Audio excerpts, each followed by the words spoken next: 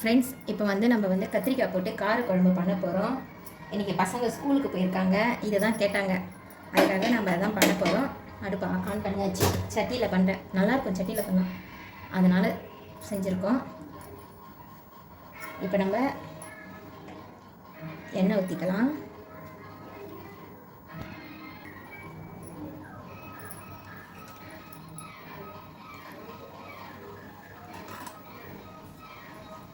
நான் கொஞ்சம் நல்லெண்ணெய் தான் ஊற்றினேன்.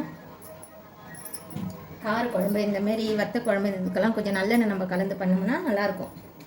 இப்போ எண்ணெய் சட்டியில் எண்ணெய் நல்லா காயட்டும். இப்போ எண்ணெய் காஞ்சிடுச்சு. 3/4 ஸ்பூன் கடுகு போடுறேன். அதுக்கப்புறம் சீரகம் ஒரு 1/4 ஸ்பூனு, வெந்தயம் சும்மா கொஞ்சமாக. இப்போ இது எல்லாமே நல்லா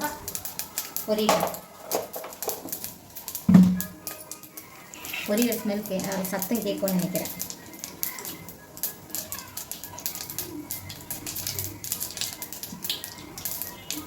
நல்லா பொரிஞ்சிடுச்சு.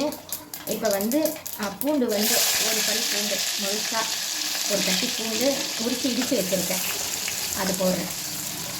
அந்த பூண்டு வதங்கும் போதே அந்த ஸ்மெல் நல்லாயிருக்கும். இப்போ வெங்காயம் போடுறேன். வெங்காயம் வந்து மீடியம் சைஸ் வெங்காயம் ஒரு 3 வெங்காயம் எடுத்து வச்சுருக்கேன், அது போடுறேன்.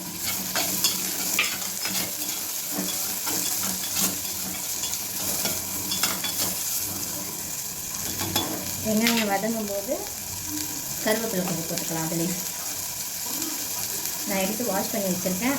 கருவேப்பிலை கொஞ்சம்.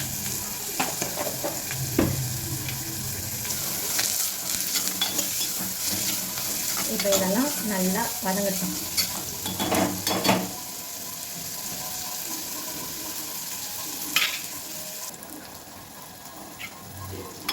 வெங்காயம் வதங்கிடுச்சுன்னு பார்ப்போம், எல்லாம் வதங்கணும். நான் இப்போ இதில் நல்லெண்ணெய் ஊற்றுனதுக்கு பதில் நீங்கள் கடலெண்ணெய், ரீஃபைண்ட் ஆயில், நீங்கள் எந்த எண்ணெய் வேணாலும் யூஸ் பண்ணிக்கலாம்.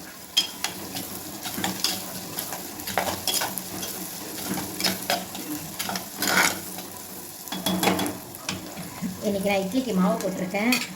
என் பையன் என்ன கேட்டால் பீர்க்கங்காய் சட்னி கேட்டான். அம்மா பீர்க்கங்காய் சட்னி செய்யுங்கன்ட்டு. அதை நான் செய்யும்போது நான் அது வீடியோ போடுறேன், அது எப்படி செய்யணும்னு சொல்லிவிட்டு. இப்போ இது மதியானம் லஞ்சுக்கு ரெடி பண்ணிகிட்ருக்கேன். கார குழம்பு கேட்டாங்கன்ட்டு கார குழம்பு முட்டை. இது பக்கத்தில் சாதம் ரெடியாக போகுது. இப்போ அடுப்பில் வைக்க போகிறேன். இப்போ நான் சாதம் வந்து வச்சுட்டேன், அடுப்பில் வச்சுட்டேன்.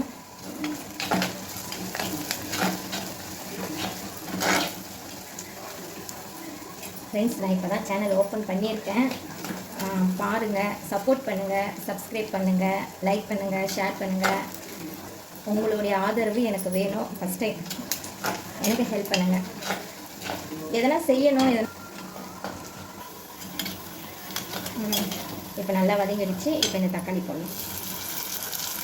நான் வந்து மீடியம் சைஸ் தக்காளி 3 தான் எடுத்திருக்கேன். ஏன்னா நம்ம புளி போடுறோம், பத்தாதுக்கு மாங்காய் போட போகிறோம். மாங்காய் போட்டு செய்ய போகிறேன். அதுக்காக தக்காளி மீடியமாக எடுக்கணும். எனக்கு புளி கரெக்டாக இருக்கும், புளிப்பெல்லாம் கரெக்டாக இருக்கும். உங்கள் புளிப்புக்கு உங்களுக்கு தகுந்த மாதிரி நீங்கள் புளி போடலாம். மாங்காய் போடாமல் செஞ்சால் 3 தக்காளி ஒரு நிமிஷம் சைஸ் அளவுக்கு புளி வைங்க, அதுவே கரெக்டாக இருக்கும். நான் அதை விட கம்மியாக புளி எடுத்திருக்கேன். தக்காளி 3 போட்டிருக்கேன். மாங்காய் போடுவேன். நான் எடுத்த மாங்காயில் வந்து புளிப்பு இல்லை. இப்போ இதில் கொஞ்சம் நம்ம உப்பு போடலாம், சீக்கிரமாக வதங்கிறதுக்காக. நான் எப்பவுமே சால்ட் உப்பு தான் யூஸ் பண்ணுவேன். எனக்கு கல் உப்போட எனக்கு சால்ட்டு தான் அளவு கரெக்டாக தெரியும். அதே பழகிடுச்சு. நீங்கள் கல் உப்பு போடுறதா இருந்தால் பார்த்து போடுங்க. உப்பு போட்டோம்னா சீக்கிரமாக அந்த வதங்கி வந்துடும். வதங்கட்டும்.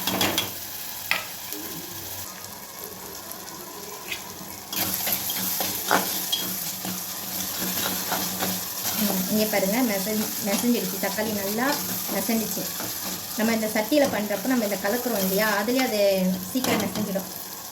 இப்போ வந்து இதில் நான் கத்திரிக்காய் போடுறேன். நான் பாருங்கள், கத்திரிக்காய் இப்படி தான் வெட்டி வச்சுருக்கேன், கொத்து கொத்தா காம்போட. இது நல்லாயிருக்கும். இந்தமாரி போட்டால் சாப்பிடவும் ஒரு இதுவாக இருக்கும். இந்தமாரி போடுங்க, நல்லாயிருக்கும். இப்போ போட்டுட்டேன்.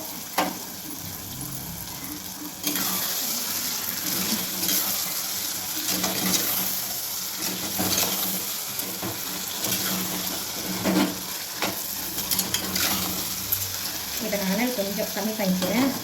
இதில் வந்து இப்போ மஞ்சத்தூள் போடலாம். ஏன்னா நான் இப்போ எந்த காய் போட்டாலும் அதில் நம்ம மஞ்சத்தூள் போட்டோம்னா அந்த கலர் மாறாமல் இருக்கிறதுக்காக நம்ம அந்த மஞ்சத்தூள் போடுறது. நான் எப்பவும் சொல்லியிருக்கேன், நம்ம குழம்புல மஞ்சத்தூள் எக்ஸ்ட்ரா சேர்த்துக்கிறதுல தப்பு இல்லை. இப்போ இருக்க இன்ஃபெக்ஷன் எல்லாமே கிருமி நாசினி அதில் இருக்கிறதுனால நம்ம மஞ்சத்தூள் சேர்த்துக்கலாம். ஒரு ஸ்பூனு அரை ஸ்பூனு இல்லை, நம்மளுக்கு என்ன விருப்பமோ அதே மாதிரி நம்ம செய்யலாம். இப்போ நம்ம மஞ்சத்தூள் போட்டு கலக்கி ஒரு 2 நிமிஷத்தில் நம்ம காய்க்கு தகுந்த உப்பு போடலாம். உடனே போடக்கூடாது உப்பு. இப்போ ஒரு 2 நிமிஷம் ஆகட்டும், அப்புறம் உப்பு போடலாம். இப்போ அடுப்பு கொஞ்சம் சிம்மிலே வச்சுக்கிங்க. ஏன்னா சட்டி இல்லையா, அடி பிடிக்க வாய்ப்பு இருக்குது. அதனால் காய் போட்டிங்கன்னா சிம்மிலே வச்சுக்கோங்க. இப்போ இந்த டைம் வந்து நான் உப்பு போடுறேன். இப்போ காய்க்கு தகுந்த அளவுக்கு உப்பு இந்த பாருங்கள். ஏன்னா அந்த உப்பு வந்து அந்த காயில் இறங்கணும் இல்லையா, அதனால் உப்பு போடுங்க.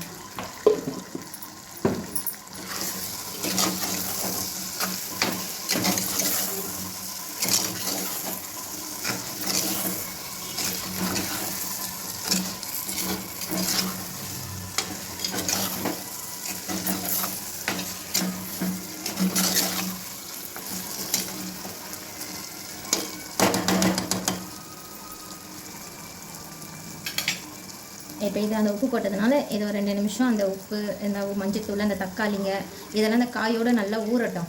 அதுக்கப்புறம் நம்ம மசாலாலாம் சேர்த்துக்கலாம். இப்போது கரெக்டாக ஆகிடுச்சு.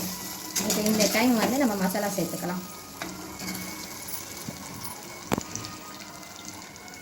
இப்போ வந்து இது வந்து 2 ஸ்பூன் குழம்பு மிளகாத்தூள் வச்சுருக்கேன், நான் அதை சேர்த்துக்கிறேன். இது வந்து காரம் அதிகமாக இருக்குதுன்னு நீங்கள் நினைக்க வேண்டாம், கரெக்டாக இருக்கும். இப்போ நாங்கள் சாப்பிட்ற அளவுக்கு காரம்லாம் இவ்வளோ தான் காரம் கரெக்டாக இருக்கும். இதில் வந்து நான் வந்து ஒரு அரை ஸ்பூன், ரொம்ப அரை ஸ்பூன் கம்மியாக சாம்பார் பொடி சேர்த்துக்கிறேன். அதுக்கப்புறம் வந்து கலருக்காக காஷ்மீரி மிளகாத்தூள் சும்மா 1/4 ஸ்பூன் சேர்த்துக்கிறேன். பொதுவாகவே காரக்குழம்புலலாம் வந்து சாம்பார் பொடி போட்டோம்னா கொஞ்சம் அந்த டேஸ்ட்டு கொஞ்சம் நல்லாயிருக்கும். நான் வீட்டில் அரைக்கலை, சத்தி சாம்பார் பொடி தான் யூஸ் பண்ணுறேன். நல்லாயிருக்கும். அதில் சாம்பார் வச்சா எங்கள் வீட்டில் எல்லாருக்குமே பிடிக்கும். நான் ஒரு நாள் அதில் வீடியோ போடுறேன், சாம்பார் போட்டு நான் வீடியோ போடுறேன் பாருங்கள். இப்போ நம்ம இது போட்டோம் இல்லையா, அந்த மசாலா வந்து கொஞ்சம் வதங்கி வரட்டும், பச்சை ஸ்மெல் போகட்டும். அதுக்கப்புறம் நம்ம ரெடி பண்ணது எல்லாம் புளியெல்லாம் கரைச்சி ஊற்றிக்கலாம். இப்போ சும்மா ஒரு செகண்ட் இருக்கட்டும் அந்த பச்சை ஸ்மெல் போகிறதுக்காக. இப்போ நம்ம போட்டு 1 நிமிஷம் ஆயிடுச்சு. நான் இதில் எப்பவுமே உடனே புளி ஊற்ற மாட்டேன். கொஞ்சமாக தண்ணி, ஒரு அரை டம்ளர், சின்ன டம்ளர் அளவு இருந்தால் கரெக்டாக 1 டம்ளர் அளவு தண்ணி வைப்பேன். எடுத்ததும் புளி ஊற்ற மாட்டேன். அந்த தண்ணி ஊற்றினோடனே அந்த தண்ணி ஊற்றி ஒரு கொதி வரும்போது நான் புளி ஊற்றுவேன். உடனே நம்ம புளி ஊற்றக்கூடாது. எப்பவுமே காரக்குழம்பு பொறுத்த அளவுக்கு இப்போ காய் போட்டு மசாலாலாம் போட்டு கொதி வரும்போது தண்ணி தான் ஊற்றணுமே. தண்ணி ஊற்றி அந்த தண்ணி உள்ள ஒரு கொதி வந்துடுச்சுன்னா அதுக்கப்புறம் நம்ம புளியை கரைச்சி ஊற்றலாம். ஆனால் அந்த மசாலாலாம் கொஞ்சம் எண்ணெய் பிரிஞ்சு வரும், அப்போ நம்ம புளியை ஊற்றணும்.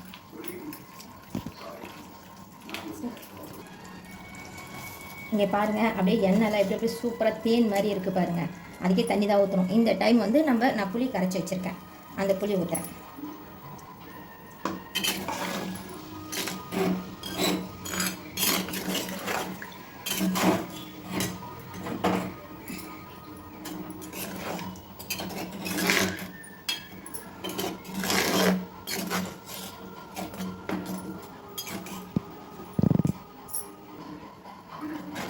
இங்கே பாருங்கள், இப்போ புளி தண்ணி ஊற்றிருக்கேன். இதுக்கு இந்த டைம் வந்து காரம் உப்பு பாருங்கள், நான் இப்போ தான் உப்பே போட போகிறேன். நம்ம ஏற்கனவே காயில் உப்பு போட்டிருந்ததுனால இப்போ நான் உப்பு போடுறேன். இதை பாருங்கள், இது கரெக்டாக இருக்கும். இந்த உப்பு இதுக்கு கரெக்டாக இருக்கும். இப்போ நான் வந்து அடுப்பு கொஞ்சம் அதிகமாக வைக்கிறேன். இந்த டைம் உப்பு காரம் இதெல்லாம் உங்களுக்கு சரியாக இருக்க பாருங்கள். எனக்கு சரியாக இருக்குது. நான் இன்னொரு பார்க்குறேன். சூப்பராக இருக்குது. புளிப்பு கரெக்டாக இருக்குது, புளிப்பு காரம் எல்லாமே கரெக்டாக இருக்குது. நம்ம இந்த சாம்பார் பொடி ஒரு கொஞ்சம் சேர்த்தோம் இல்லையா, அந்த ஸ்மெல்லு இதெல்லாம் நல்லாயிருக்கு. இப்போ குழம்பு ரெடி ஆகிடுச்சு. இப்போ குழம்பு கொதிக்கிற வேலை தான். குழம்பு கொதிக்க ஆரம்பிச்சிடுச்சு. ஒரு பக்கம் சாதமும் ரெடி ஆகிட்டுருக்கு.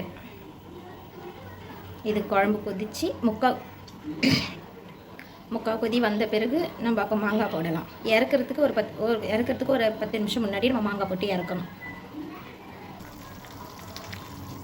பாருங்கள், இப்போ குழம்பு ஓரளவுக்கு கொதித்து வந்துடுச்சு. உங்களுக்கு பார்த்தாலே தெரியும் எப்படி இருக்குது பாருங்கள். இப்போ இந்த டைம் வந்து நம்ம மாங்காய் போடணும். நான் மாங்காய் ஆல்ரெடி எடுத்து வச்சுருக்கேன்.